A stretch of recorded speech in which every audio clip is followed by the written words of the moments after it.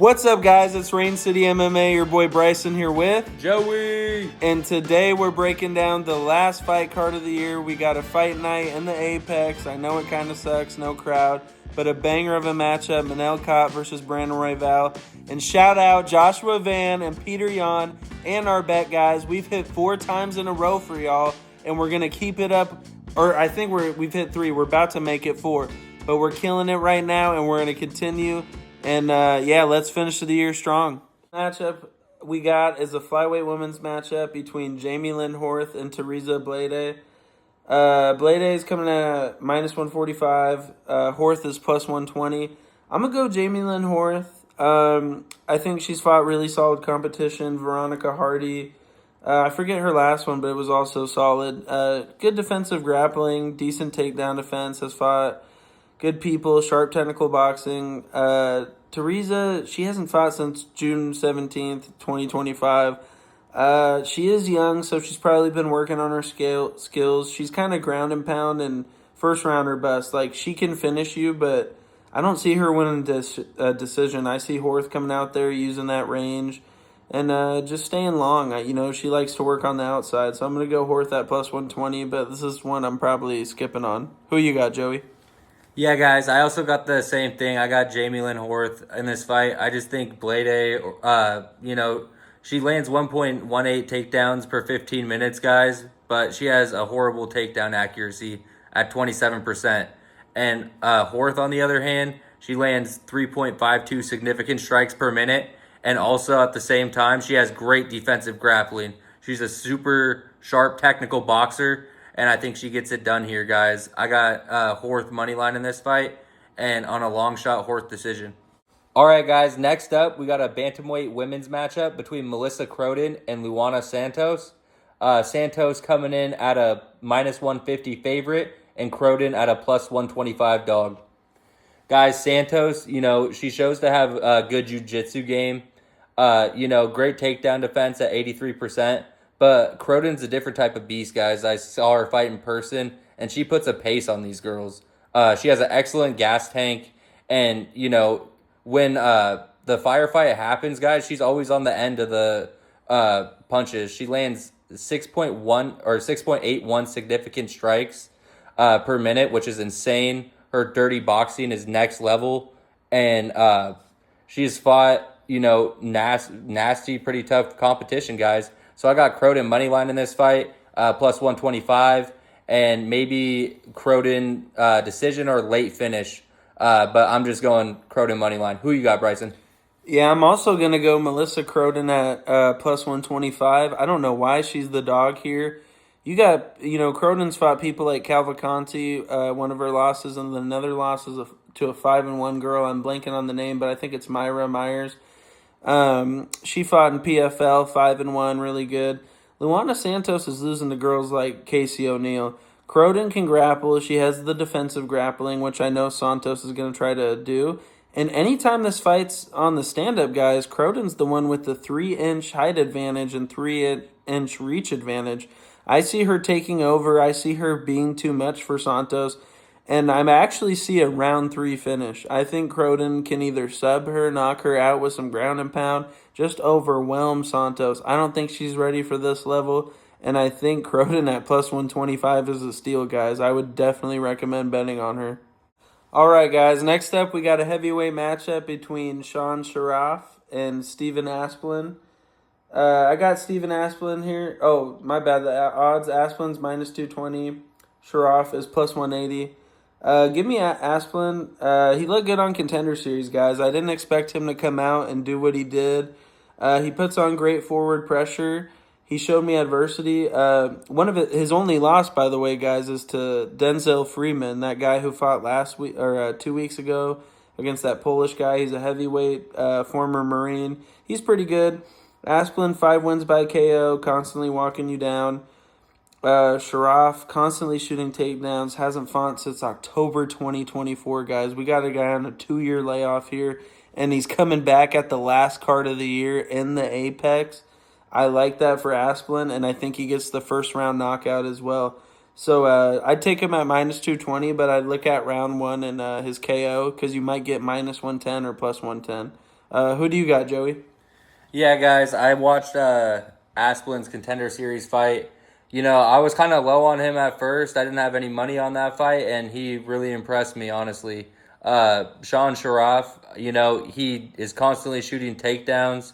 Like Bryson said, he hasn't fought since October 2024, and he's super aggressive early.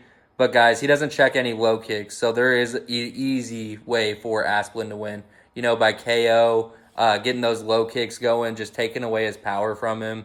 And, Freeman, he's a very elusive striker and very technical. So, I mean, I could see why Asplin lost to him. That's the exact opposite with Sharaf here, guys. He's constantly shooting those takedowns, like I said, but he has a 12% takedown accuracy. That's horrible, guys. I'm going Asplin moneyline here and look for Asplin KO. All right, guys. Next up, we have a welterweight matchup between Yorosov, Amaslav, and Neil Magny. Neil Magny at a plus 325 dog, and Amaslav at a minus 425 favorite. Guys, Magny, he has a super good clinch game, been around forever. He does struggle checking his low kicks at times, but he has fought, pretty good comp in the past. Amaslav, 20 out of 28 wins come by finish. He does really good at feinting level changes, and he has really good offensive grappling, guys. I just see more ways for Amaslav to win in this fight. Neil Magny, he's a dog, but he is getting old. 38 years old is a bit much to go up against these young guys still. I got Yaroslav moneyline and look for the KO because that's how he usually wins. How about you, Bryson? Who you got? I got to start off by just giving Magny credit. His whole thing with his record is he tends to always lose two, win one, lose two, win one. Right now he's on a 2-fight winning streak, looking good. Has good jiu-jitsu. Magny's always like that, good offensive grappling. He lands 2.18 takedowns per 15 minutes on 39% takedown accuracy, which I don't like. He's fought nothing but the top of the top, fighting elite. But Amaslav has two. I know he's one of these Bellator guys, but notice how they put him in the Apex and not on a main event. They're easing him into it here. Magny, 38, him 32. His grappling wrestling's on another level. I think he's just going to be able to control Magny. He's very heavy on top, good control. He does struggle when under pressure, but that was his one loss, guys, I watched. And I mean, gosh, he's 32 years old. You're not going to be kryptonite unless you're Habib, but I think Amaslav gets this one out of here. Constant chain wrestling, hold him down, and just probably win a dominant decision, or maybe gets Magny out of there late. All right, guys. Next up, we have a strawweight women's matchup between Amanda Lemos and Jillian Robertson. Amanda Lemos at a plus 140 dog, and Robertson coming in at a minus 170 favorite. Guys, Robertson always, looking for the finish. She has some nasty ground and pound, and that's where she really wants to get the fight. Lemos, on the other hand, she's 38 years old.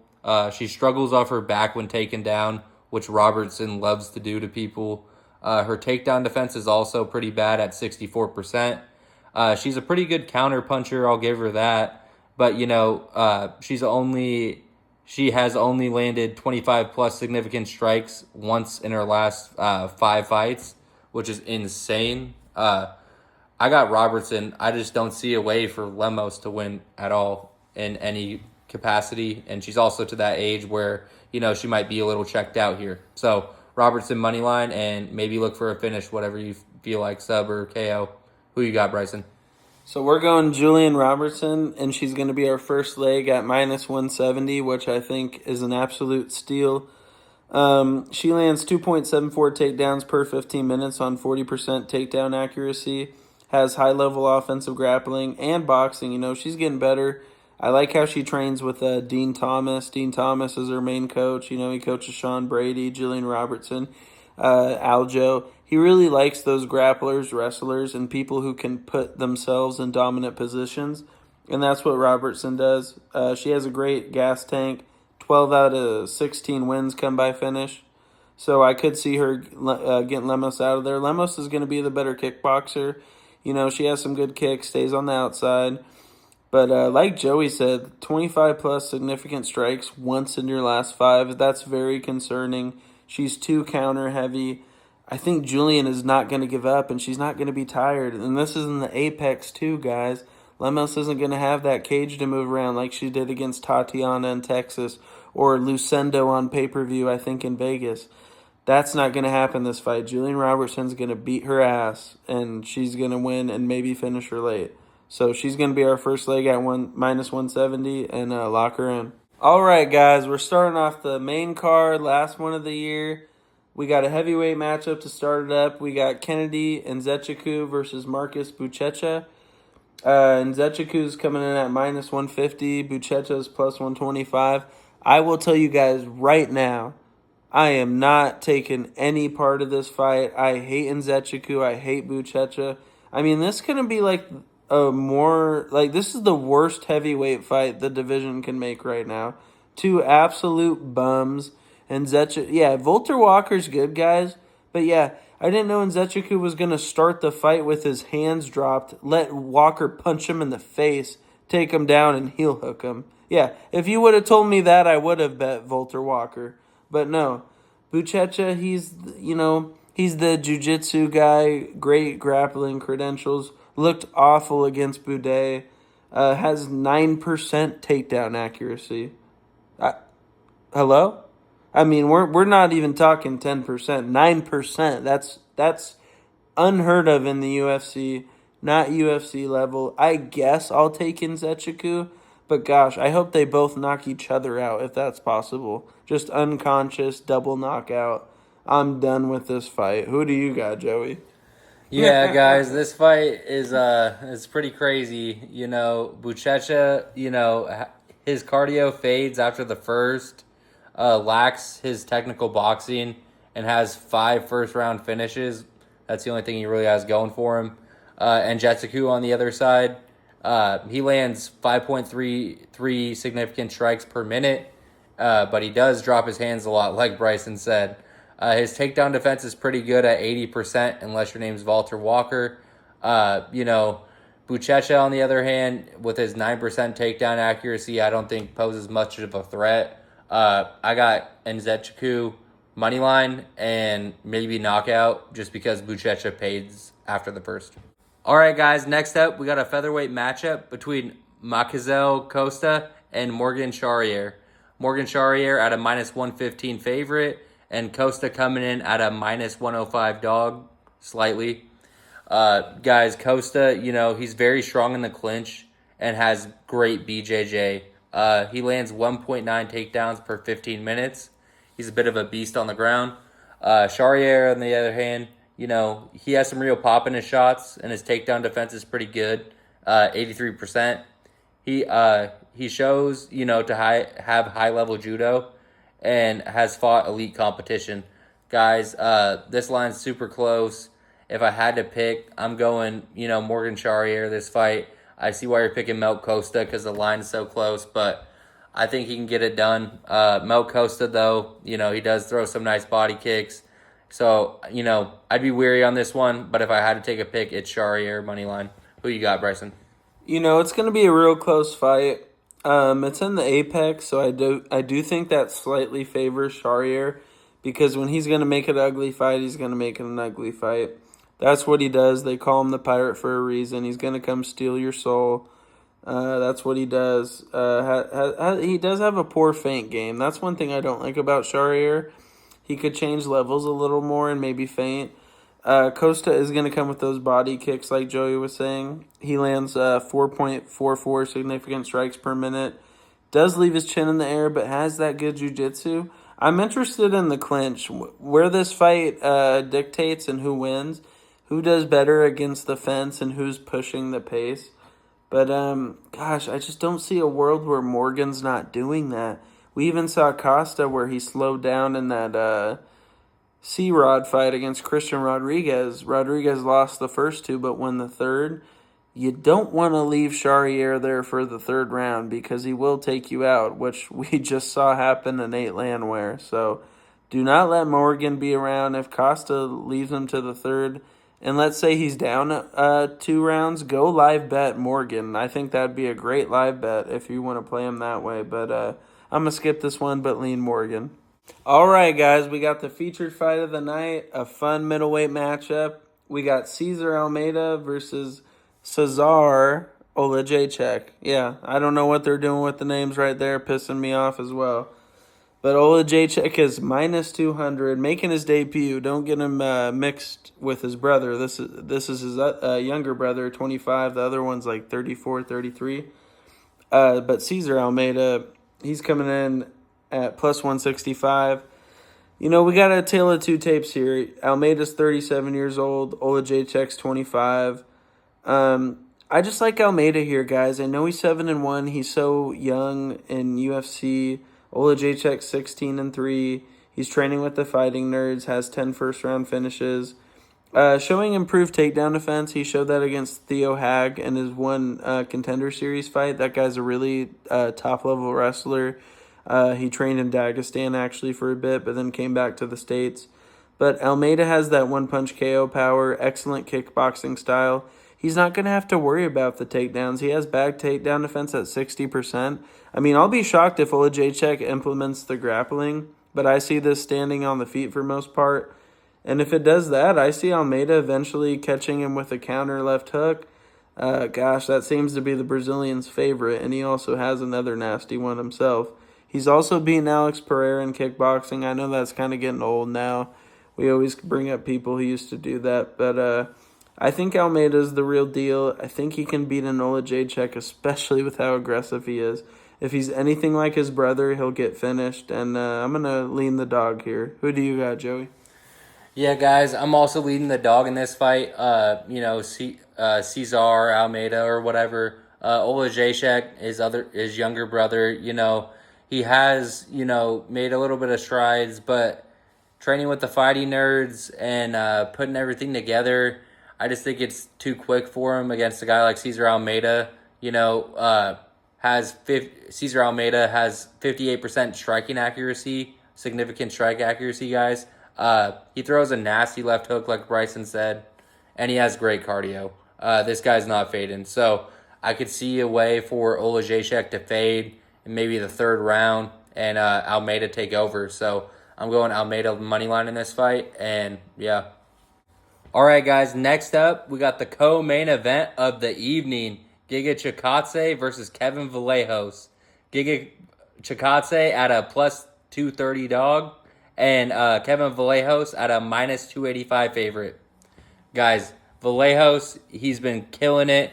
His last fight, people are going to say whatever about him, but he has, very fast hands.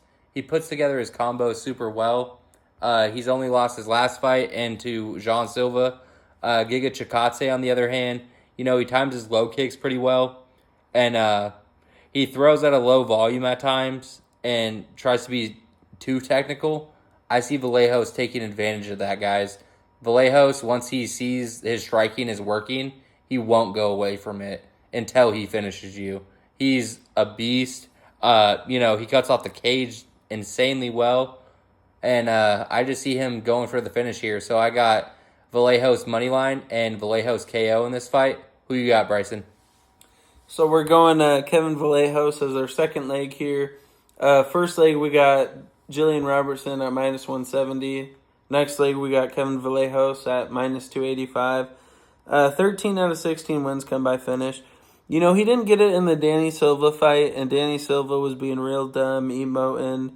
It looked like a fight where Vallejos maybe should have got the finish, put him out of there. I think he actually can put Giga Chikadze out of there. Chikadze's looking slower. He looked bad in that David Onama fight. I know Onama's really good too, but hey, we also picked Steve Garcia. We knew Onama was going to lose that one. But like Joey said, he tries to be too technical. Chikadze's whole story is he does really good the first round, and after that, it's over. Vallejo puts on that pressure like he has been the last couple fights, plus it's in the apex. Chikadze's not going to be able to use his leg kicks like he usually does. He's not going to be able to extend them to the head, use the body, Shout out Chikadze, he does have a kick name after him, the Giga Chikadze kick, because he's so special with those.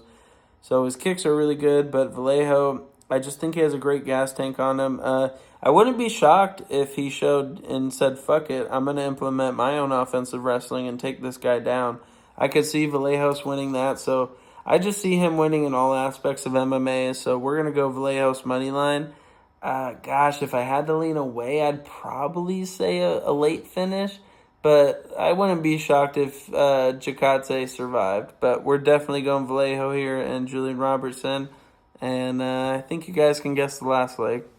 All right, guys, we got the last fight of the year. This is how you make your impression. Big boy fight right here, flyweight matchup. We got Brandon Raw Dog Royval versus Manel Kape. Royval's coming in at plus 240. We got Manel Kape at minus 300. Manel's going to be our last leg here, guys, at minus 300. So the first leg is Jillian Robertson at minus 170. Kevin Vallejo at minus 285. And to top it off, we got Manel Kape at minus 300.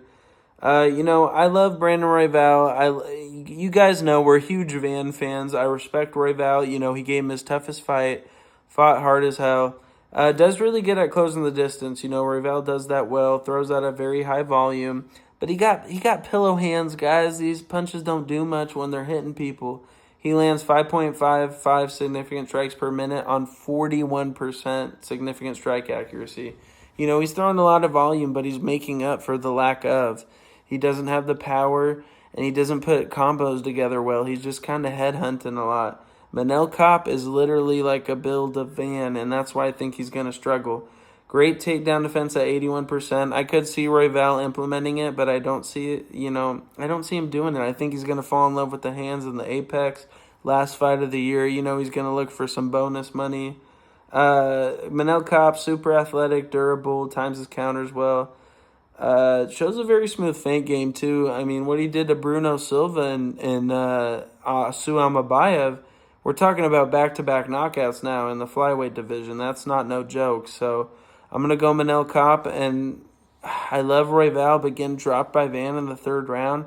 Don't you guys see a late finish here? I could see Kape getting him in the fourth or fifth. So maybe knockout here, too. Who do you got, Joey? Yeah, guys, I bet Manel Kape in his last two fights by KO. I see it here, perfect as day. I think Royval, he's a great fighter. But I was even watching a video today at school, guys. He knocked someone down and had to put a three-piece together while he's on the ground just to knock him to his back. If that's not pillow hands, I don't know what is.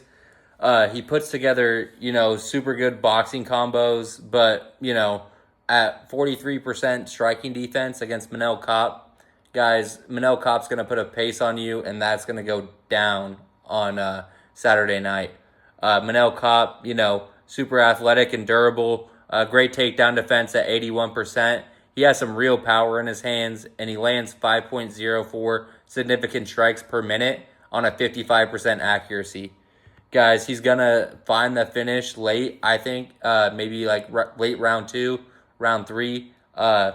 His feint game is next level, and, Royval lacking the power in the hands and just throwing out a crazy volume. He's going to be susceptible to a lot of punches, guys, or kicks.